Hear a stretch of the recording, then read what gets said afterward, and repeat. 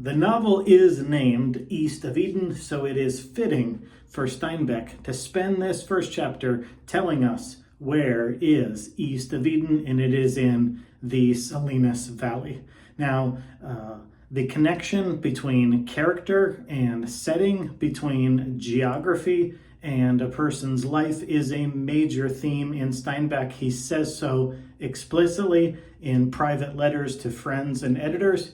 The very beginning of his first successful novel, Tortilla Flat, he talks about how his main character, his best friends, and his house almost have this Trinitarian relationship where the three are one and the one are three. In a later novel, To a God Unknown, the main character has a relationship with an oak tree on his property. So this is an implicit and explicit theme of Steinbeck's about the intimate connection between the characters, the action, and the setting that takes place. Now, of course, in all literature, setting is key, but Steinbeck puts that in the foreground, pun intended, that we need to be aware of our history and our surroundings, and so that is what the first chapter is about. So what is East of Eden? It is the Salinas Valley, and he talks about five major features of the Salinas Valley. Each of the five features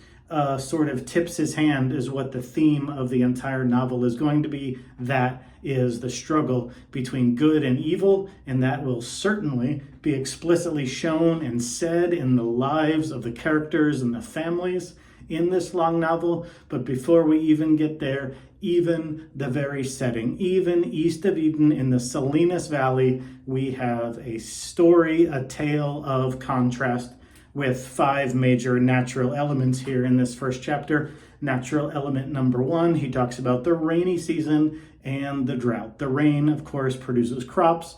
The drought produces death, desolation, exile. Number two, the mountains. The Gabilan Mountains are warm and inviting on the east, and the St. Luke Mountains on the west are dark and foreboding. The St. Luke Mountains speak of death, and the Gabilan Mountains speak of life. There, that struggle again between darkness and life, rain, drought. And thirdly, he speaks about the soil. And the soil speaks of a history, and the characters are walking over that history every day, and we don't even realize that there's meters and meters of history. And if we would dig down into our past, into our history deep enough, we would see that we were standing on the ocean. And if we would dig even past the great oceans, we would see that before oceans, there was a redwood forest. And so even the ground tells of plentiful times, of not so plentiful times, of, again, the struggle between good and evil. If you look back in history, even history would tell us this.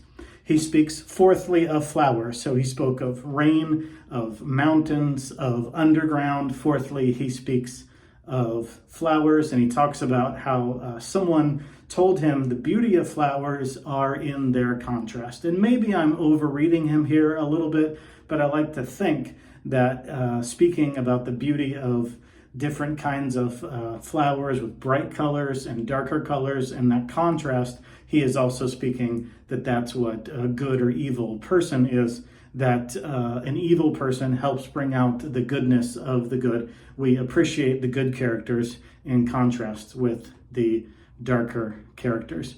And then finally, he talks about the wind and the river, and how the river is too much water during the winter season, the spring, and it is not enough water during the summer. So there's always that element of evil, even during this, in the midst of this thing that is usually said to give life, the river. So those are the five natural elements he talks about in this chapter, in the Salinas Valley, East of Eden: the rain or lack of it, the dark mountains versus the light mountains, the soil showing the different stages of human history, the flowers contrasting darkness with light within the very flowers themselves, and the river in different seasons. And so the point of all this is not merely to make a geographical point and point to the connection between human behavior and human geography,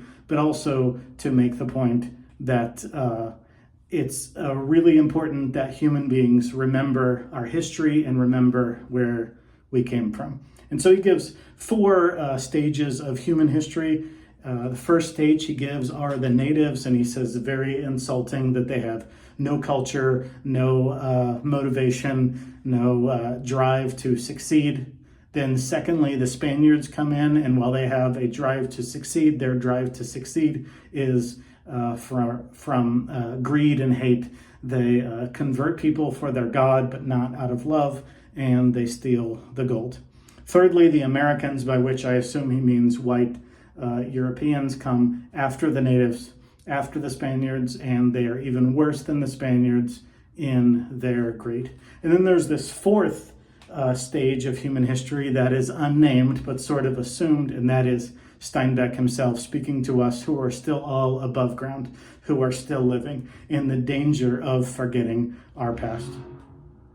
And so Steinbeck is writing to his two sons, just very young boys, and he wants them to remember where they came from and to feel a part of the history of this Salinas Valley and remember all of the horror that came before them as they embark on their lifelong struggle between good and evil.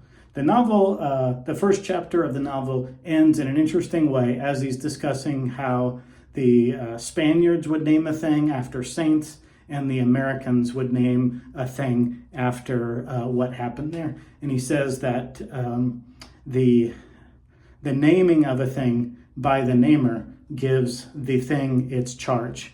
And so back in the Garden of Eden, I believe it's in chapter 2, verse 20 of Genesis, after Adam is given the task of filling the earth and farming the earth, well, one of the ways that he will exercise his dominion over creation is the first specific task in regard to his dominion over creation. Adam is said to name the animals. And so when you start to feed a pet, you develop a relationship with it, but the relationship goes to an entirely different level when that pet that you start feeding, when you name it, when you call it something. And so there's an intimacy established, and Steinbeck calls it a charge between the namer and the namee.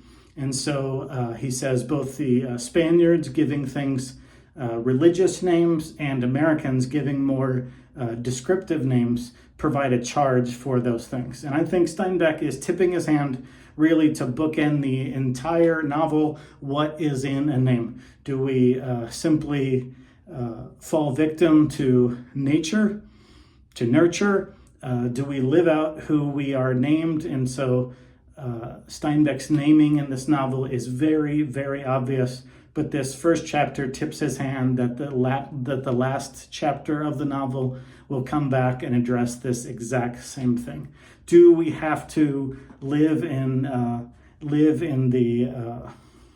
the calling that we've been named with a charge that the person who named us gave us, or do people have the free will to transcend that naming? So all of this is hidden in the first chapter that seems to all be about geography, but I think even more than geography, this first chapter of East of Eden is really focused on history, the history of the Salinas Valley. And so that's one of the beauties and the tricks of literature, in that Steinbeck sets this in the Salinas Valley in this very particular place that he is intimately familiar with. But the way literature works, and the reason literature is beautiful, is that the more particularly we look at the Salinas Valley, the more particularly we look at these two major families and these few main characters and grow and live with them over 3 generations, the more universal Steinbeck's themes become. So it's a paradox. The more specific, the more general, and yet that is the beauty of literature. So this chapter is about geography, but it's about history, the importance of remembering history, and this idea of naming. Naming gives a charge, sure, but is that a life sentence we are doomed to, or can we transcend our namer?